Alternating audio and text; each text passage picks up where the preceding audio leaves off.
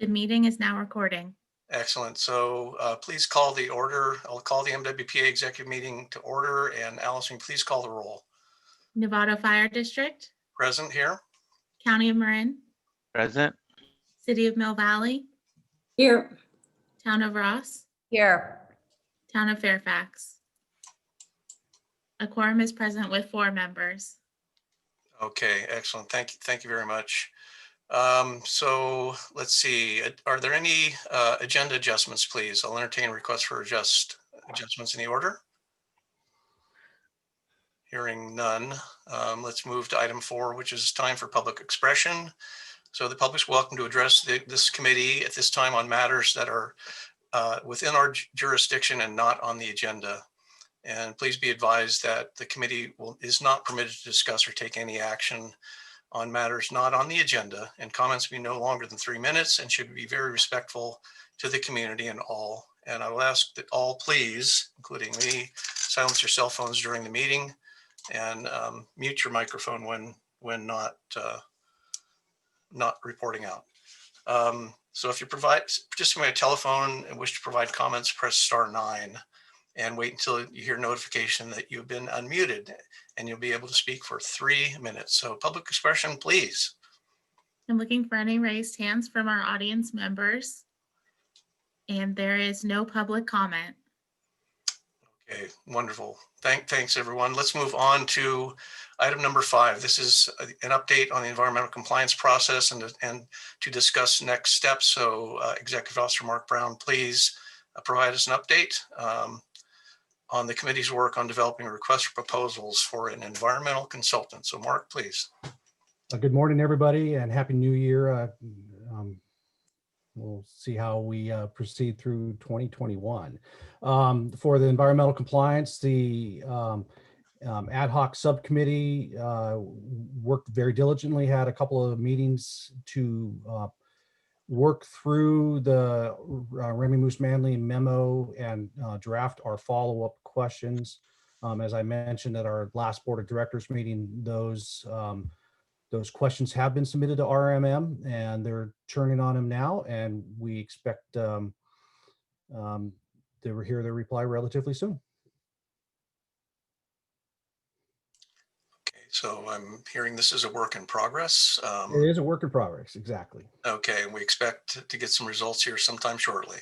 Yep, and then after we have a chance to digest those questions, obviously have open conversations with the public included, we'll be able to move forward with the subcommittee to start drafting the RFP for our environmental consulting firm.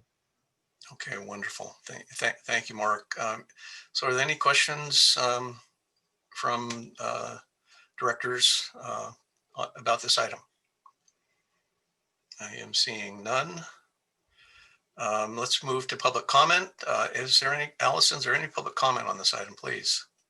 I'm looking for any raised hands from our audience members. And there's no public comment. Okay, thank you, Alison. Let's bring it back to the committee now for discussion and input. Any discussion on this item? I'm seeing none. Oh, just one small thing. Mark, would you, at the main meeting, are you just going to update people during your EO report on this item? Correct. Okay, thanks. Okay, any further discussion? Seeing none, let's move on. Thank you, everyone. Let's move on to item number 6, which is the MWPA, item, looks like Zone Haven Evacuation Management Platform proposal. And I've got 2 versions here.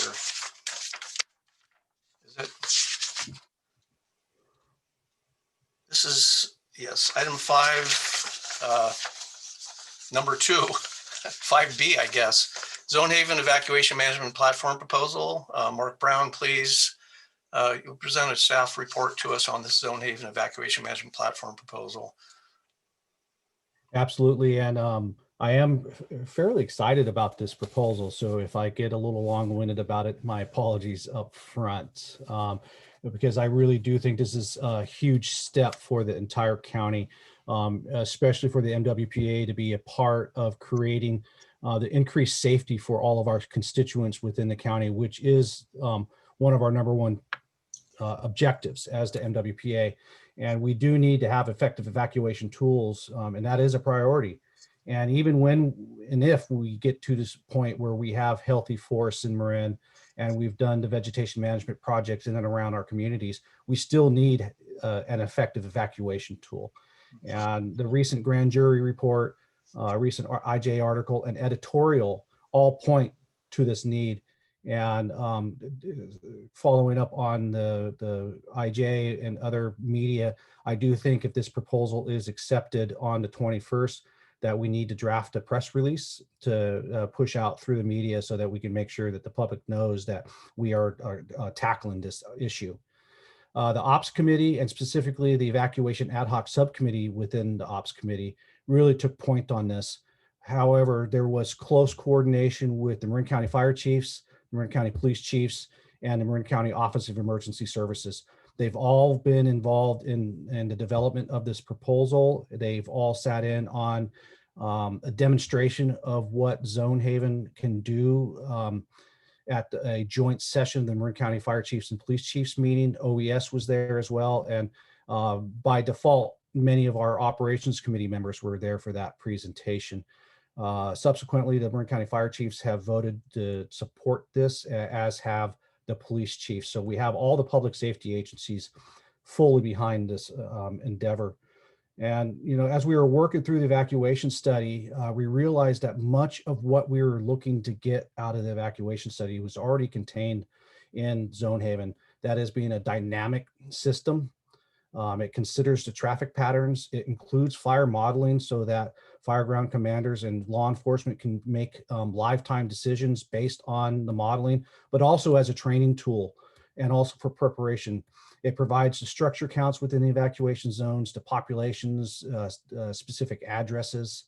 It also takes into account the geographical and terrain aspects and the fuel aspects within the areas.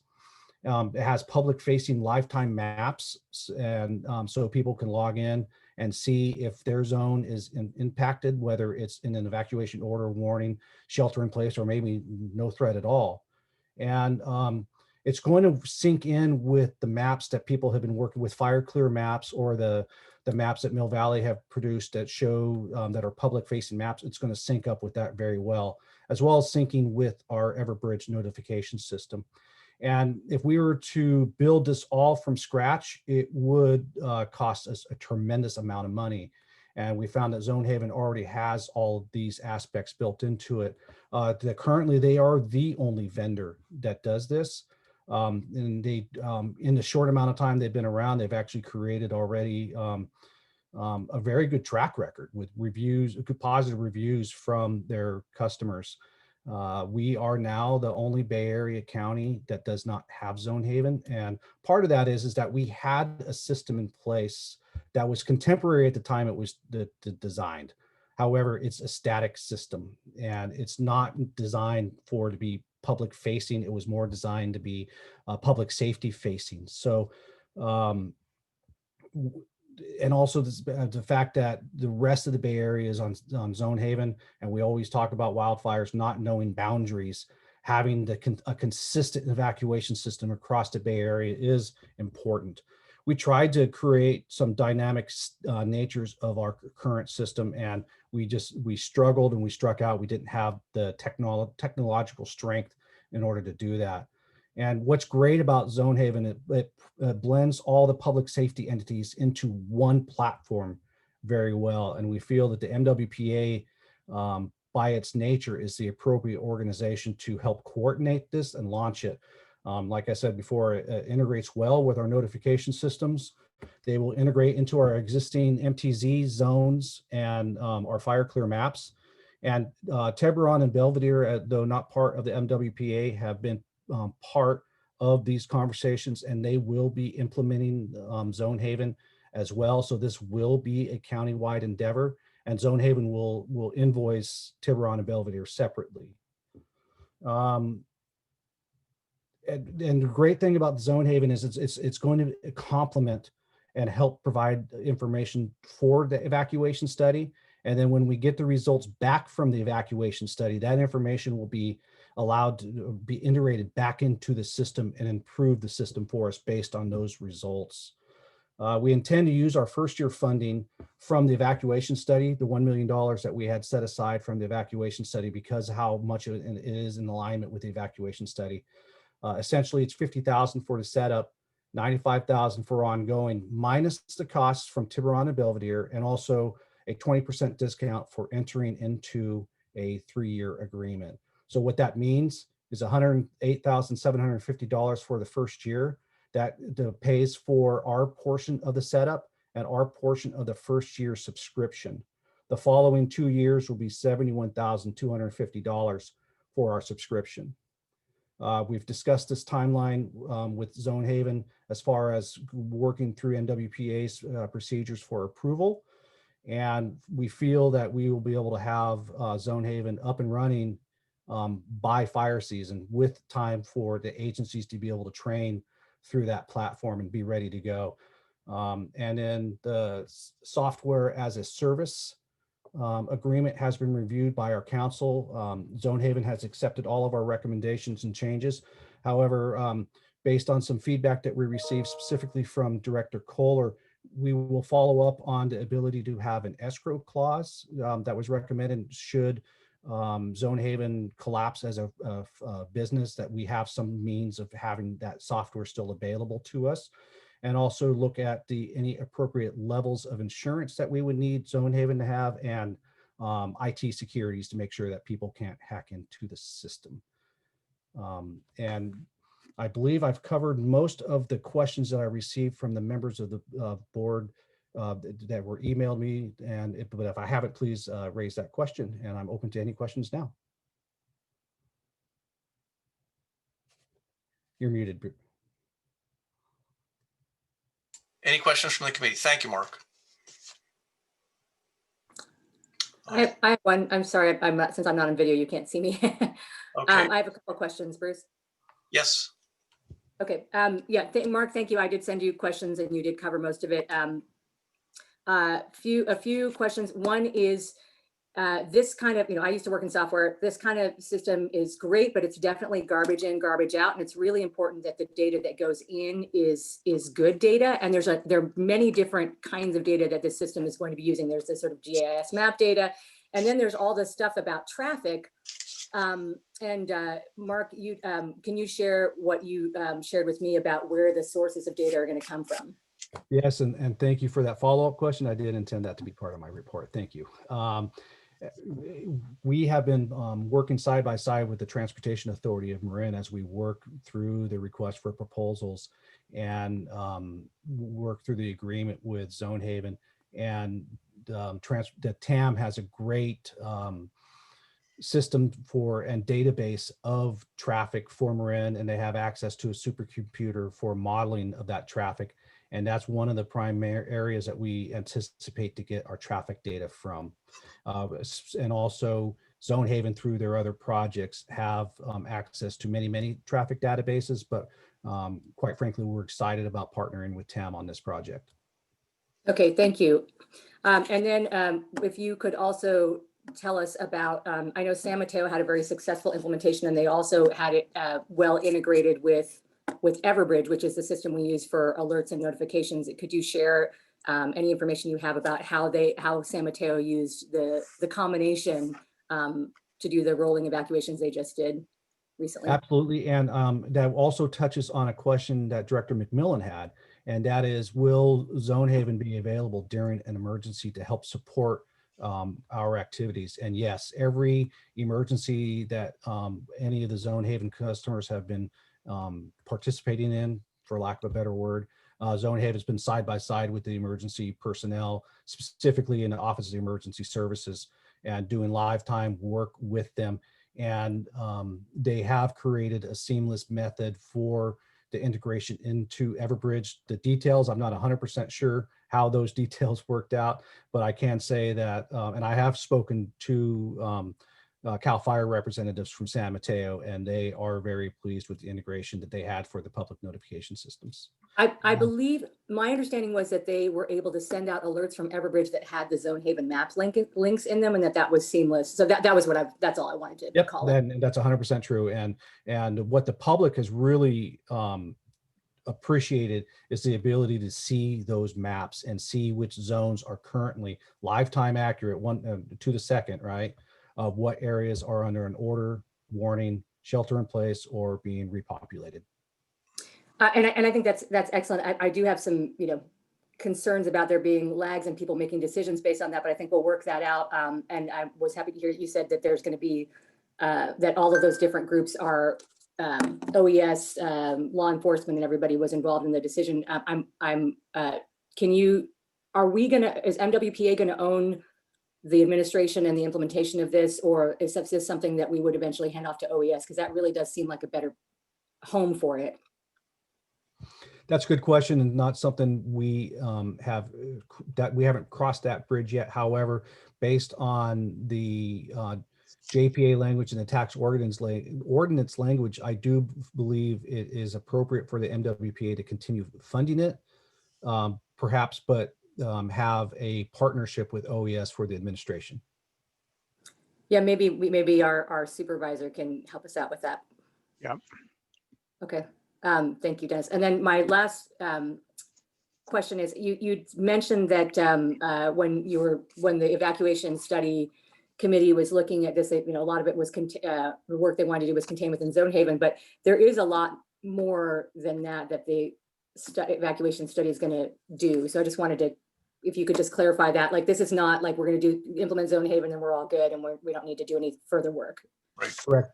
We see Zone Haven as our step one of the short-term plan for the evacuation.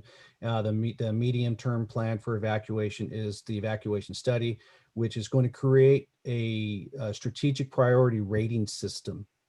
And we will have scores for areas, and we will be able to go to the highest threat areas, focus our work in those highest threat areas, and then we'll actually be able to see those scores change, and it's going to help with our metrics, in fact. And then we'll be able to move to the next strategic level. And then at some point, we'll be able to get into a maintenance mode. Yeah, because there are more things like determining which intersections are vulnerable and might need battery backup, things like that. So I just wanted to make sure that was clarified, that this is not, by getting Zone Haven, that doesn't just kind of take care of the whole thing. Yeah. Okay, sorry for all the questions, but this was an important item. Thank you so much. No, I appreciate the questions, and it helped create a lot of clarity. Thank you.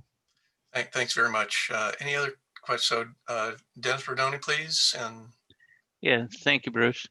So Mark, as we move through these evacuation studies and planning studies, will we end up with a document that could be shared with city DPW departments, county DPW, Caltrans, all the people that have to deal with roads, so that they can actually put it into their planning programs when they're doing projects, and they can identify bottlenecks that those projects could address? And I think that's what I read in the grand jury report, sort of that lack of coordination. And I don't think they landed in the right spot with TAM, because TAM only funds certain roadways and isn't involved in a lot of smaller roadways, and certainly isn't involved in private roadways or associations.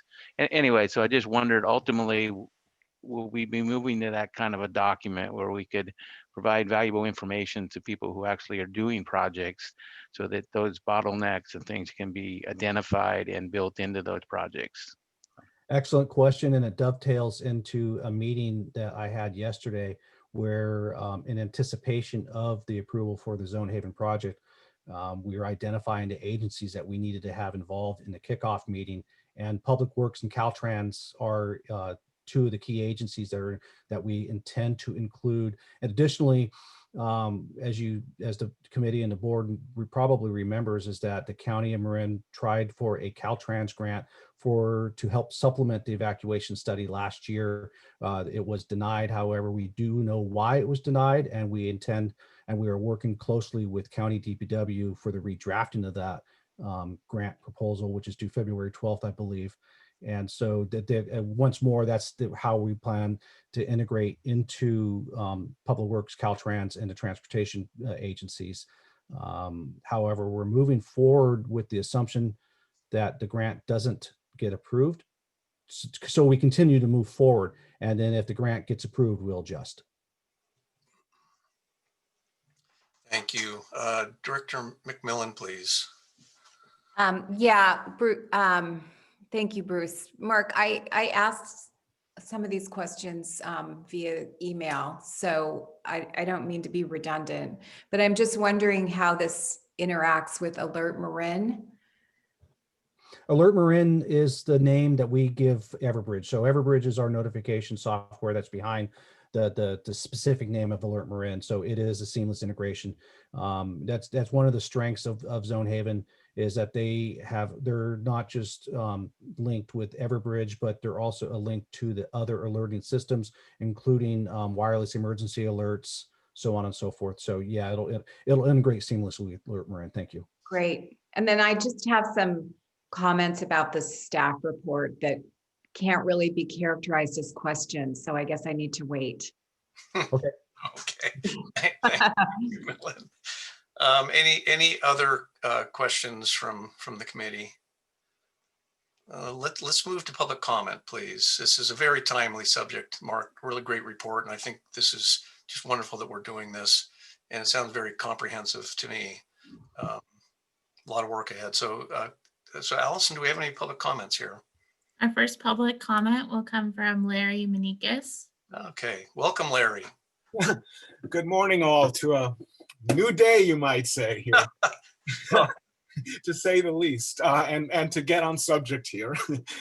My original question was my original comment was going to be directed towards Tam's role in all this, and you sort of touched upon it when I originally raised my hand, so I'll put that to the side. But I've been thinking about evacuations for probably decades as just something that I've been looking at. I'm just a layperson. But I think where the worst case scenario can come into play is during a heavy commute afternoon.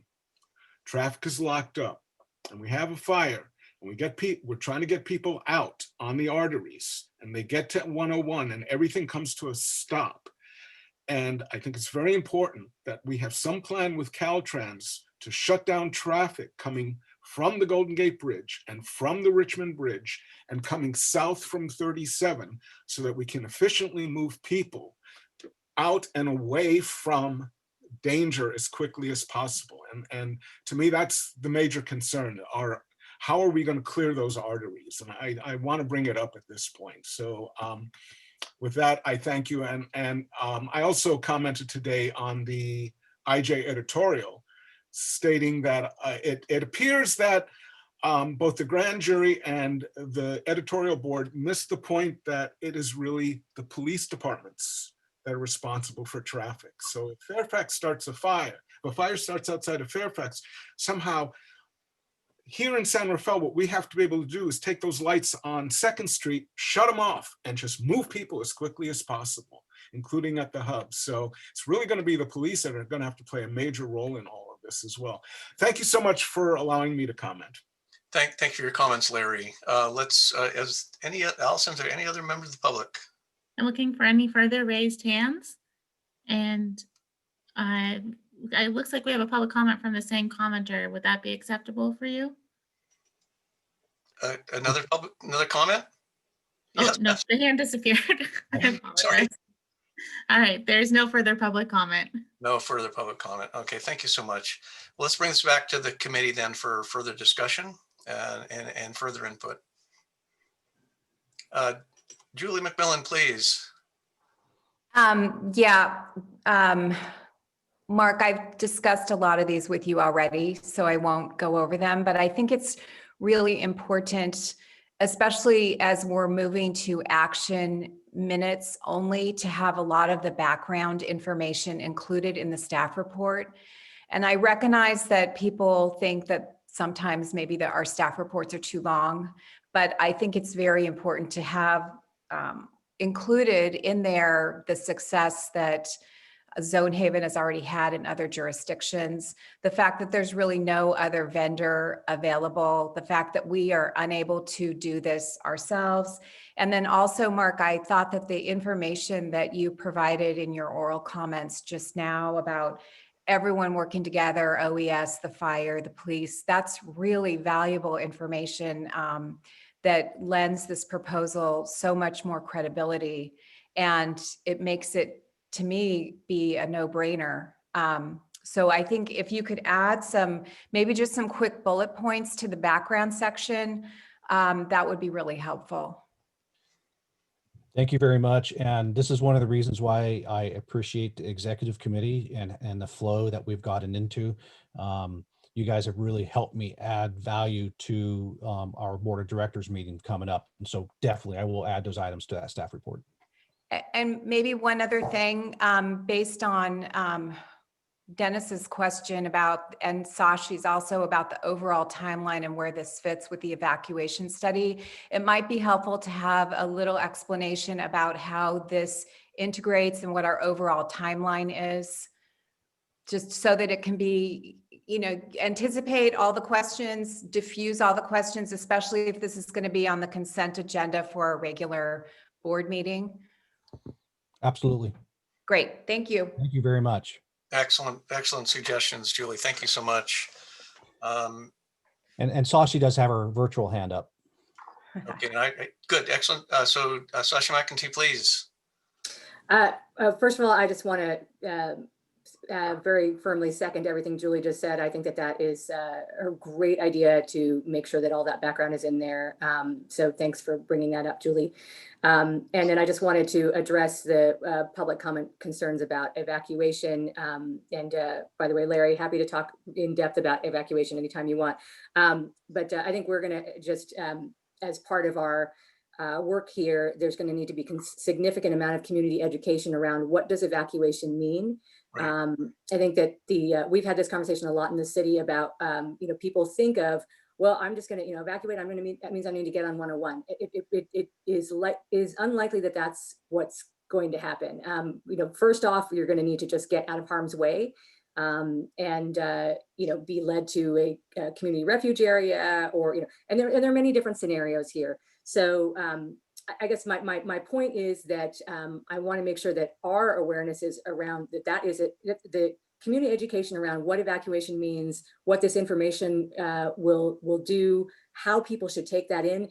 It's going to be an ongoing, continuous education process that we're going to have to put a fair amount of energy into. So I want to make sure that we're not just assuming people understand what that's going to mean, and just know that we're going to have to keep doing this, because it's a big concept, and there's a shift in how people have thought about evacuation here. So just wanted to put that on our radar. Thank you, Sashi. Thank you very much. Dennis Rodoni, please.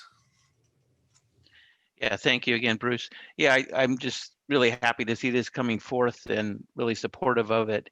And I think it's important that, at least initially, realize that this is a planning document, a sort of prevention document in many regards, that the MWPA is taking a leadership role. But I think once we actually start looking at the real evacuations, then it needs to transition more to an action plan. And that's where I can see the OES becoming more involved, the police becoming more involved.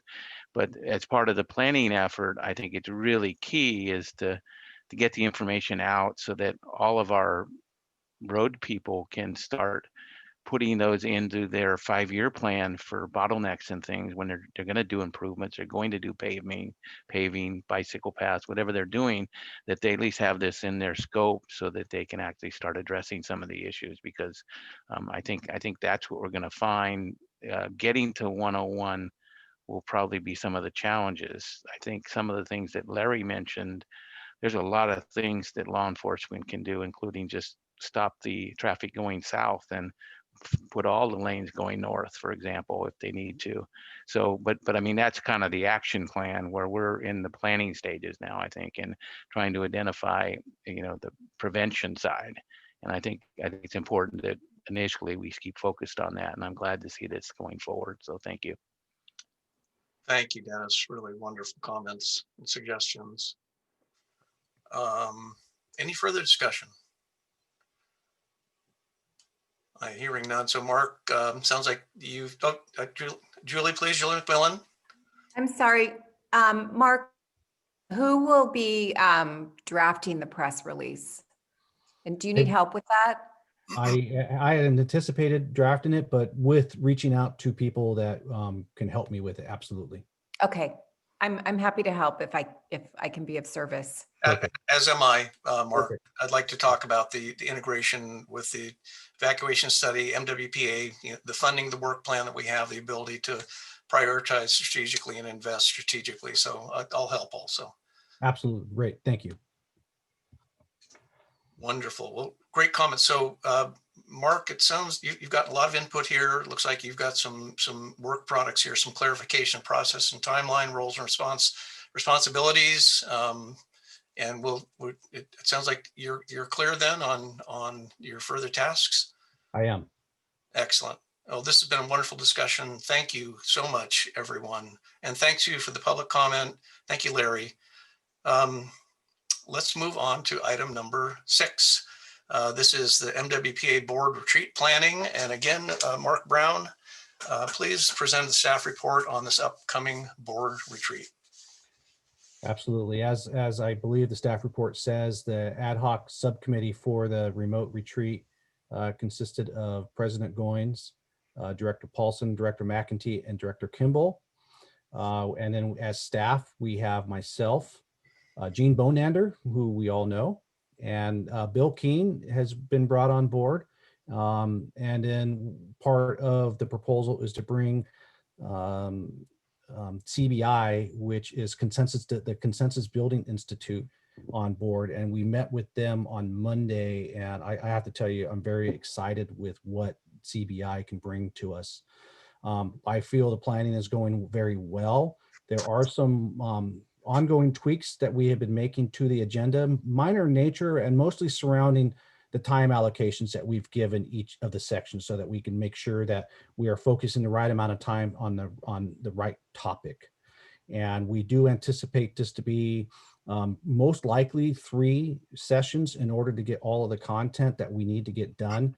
We do not want to punish the 17 board members within a day-long Zoom virtual meeting. So that's why we're going to break it up into multiple meetings. A couple of things that have changed since my last report out on this, and from the staff report, quite frankly, is, and this was a recommendation from CBI, is some pre-retreat interviews of between 7 to 9 of the board members that'll be from the facilitators.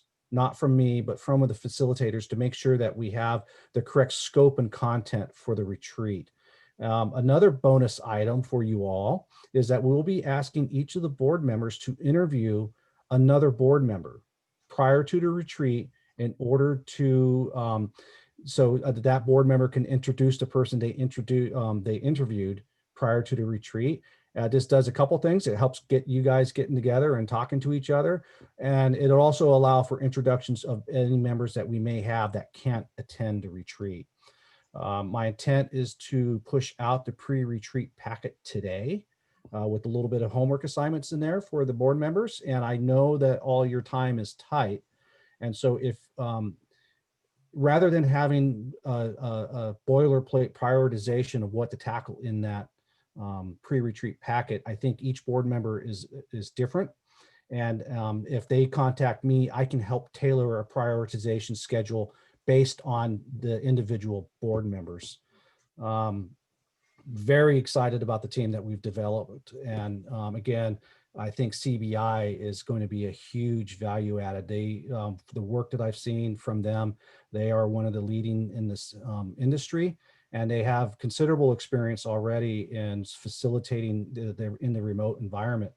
We felt that if we were doing this in a physical environment, we can get by with 2 facilitators.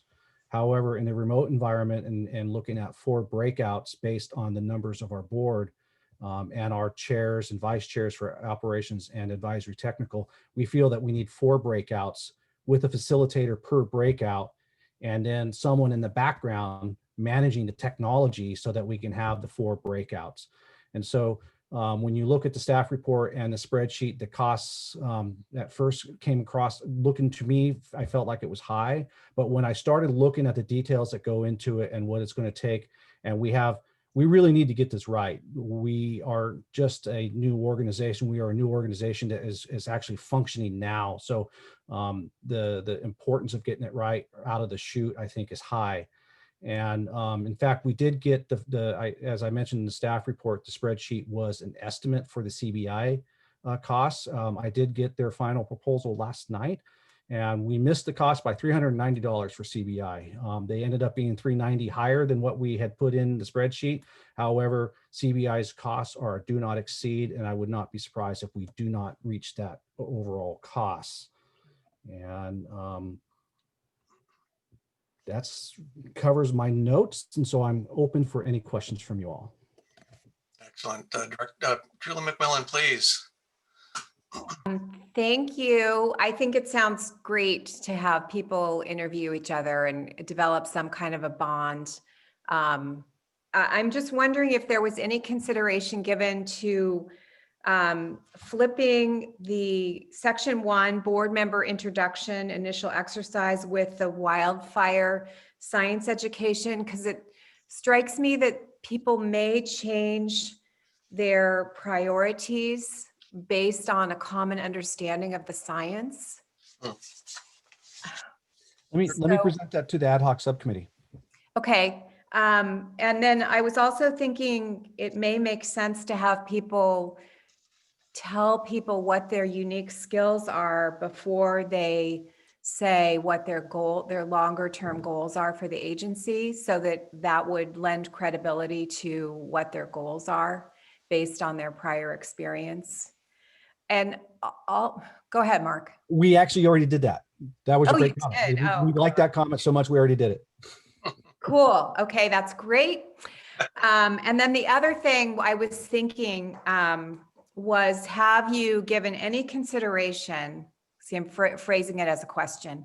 Have you given any consideration to having you or Bruce give some overarching introductory remarks, inspiring remarks, kind of like what Bruce did in his email to the 73 people for New Year's, patting ourselves on the back for everything that's been done, and commending everyone, but also setting forth the challenge that's in front of us. I think that could be really helpful to set the tone. We have considered that, we have discussed it, but we haven't zeroed in on who Okay. or how to accomplish that. But yes, thank you. Okay, great. Thank you. Excellent suggestions, Julie. I loved your email, Bruce. It was so nice to see something positive, and to receive thanks and praise and inspiration. Everyone needs that now and then. So thank you for sending that. Thank you, and it was from my heart. It's a true acknowledgement of the phenomenally depth and the breadth of the work that we've done and come together. And it's not been perfect, but we stay focused, razor focused on outcomes and results here. So thank you very much. That means a lot to me. I really appreciate it. Other board members, any questions for Mark about the retreat? Bruce, maybe if I may, I would like to share some concerns that Director Kohler mentioned to me in email, since she's not here. Okay. But we would like to make sure that they were part of the public deliberation. She was concerned about the overall costs and perhaps eliminating CBI and just using Jean and Bill as the facilitators. But I think you guys have seen my thoughts on it, and I do believe the spreadsheet that was part of the staff report is fairly descriptive of all the costs. And then when I compared the final proposal from CBI to the spreadsheet that we prepared that had the CBI costs, just minor tweaks. They had a few more hours under one person, a few less hours on another person. They actually eliminated one whole category of staff behind the scenes. So, But I did want to share Director Kohler's comments and concerns. Okay, thank you, Mark. Are there any other questions then from the board? Seeing none, let's move to public comment, please. Allison, any members of the public wish to comment? Looking for any raised hands from our audience members. And there's no public comment. Excellent. Thanks so much. So back to the committee here for discussion and entertain a motion to approve the proposed budget for the remote retreat, the authority granted by the board of directors to us on December 17th.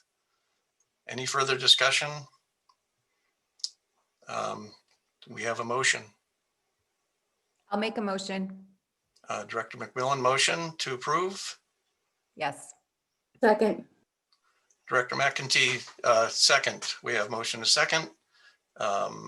Roll call vote, please. Allison. Novato Fire District, Aye. County of Marin, Aye. City of Mill Valley, Aye. Town of Ross. Aye. The motion passes. Excellent. Thanks, everybody. This I am so excited about this, about us getting together in the strategic plan. I can tell you the subcommittee that did the work worked very hard, a lot of deliberation, a lot of different opinions, and we really have woven this together. The consultants that we have are superb and phenomenal, and we've all been through a lot of strategic planning sessions ourselves.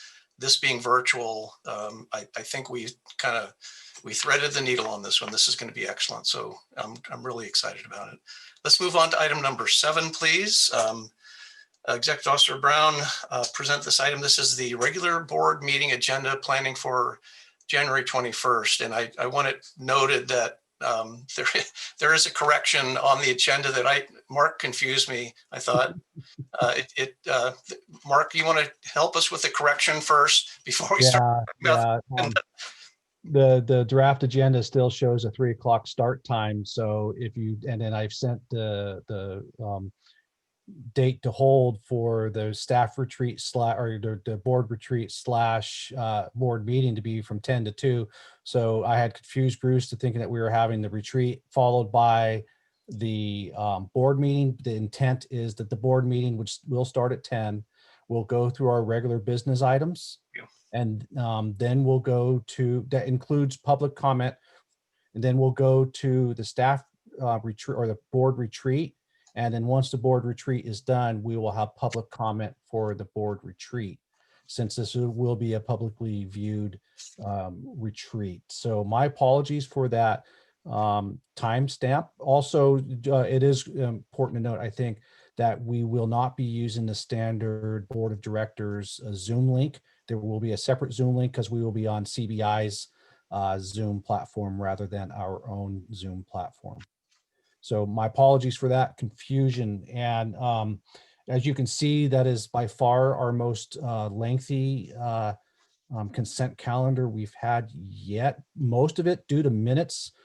We had 8 Brown Act meetings in the month of December. So that's why you have so many minutes to digest going into the board meeting on the 21st.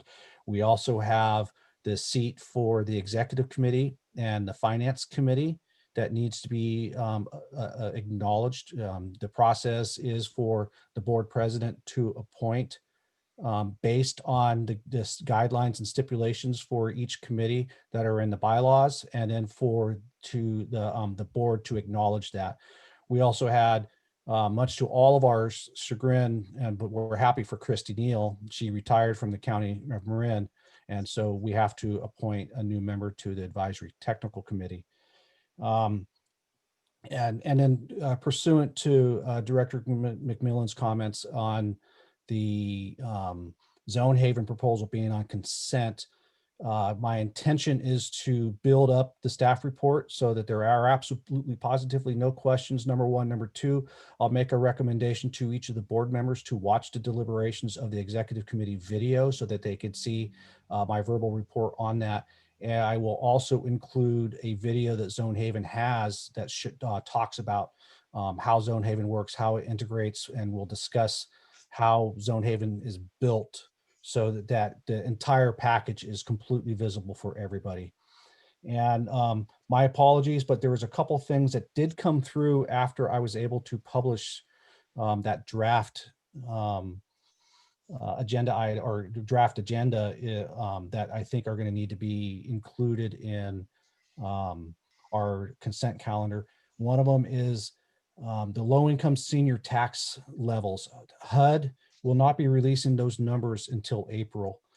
And talking to our consultant that we use managing our low-income senior tax exemption, it is quite common for public agencies to use last year's numbers so that they can allow the seniors to start moving forward with their exemptions. And given the financial environment that we are in now, I think it does make sense. So that'll be part of a staff report and inclusion. We also have to have a and I'm going to stumble on the acronym means, CUPCA, the Public Agency Project Act, but the financial guidelines that we are planning to follow. We need to have a resolution and an ordinance. The resolution, I believe, needs to be read twice and the ordinance once. Do I have that right, Megan? Other way around. So Other way we'll around. do an Ordinance needs to be introduction. read. Yeah. Ordinance twice, resolution once. So we'll get that started. And then I already touched on the finance committee and the other, the executive committee appointments. So I'm open to any questions. Excellent. Board members, questions regarding the January 21st board meeting agenda? Very, very thorough, good preparation, and thanks for bringing additional information and clarity there, Mark. Let's move to public comment. Alison, do we have any public comment on this item? I'm looking for any raised hands from our audience members.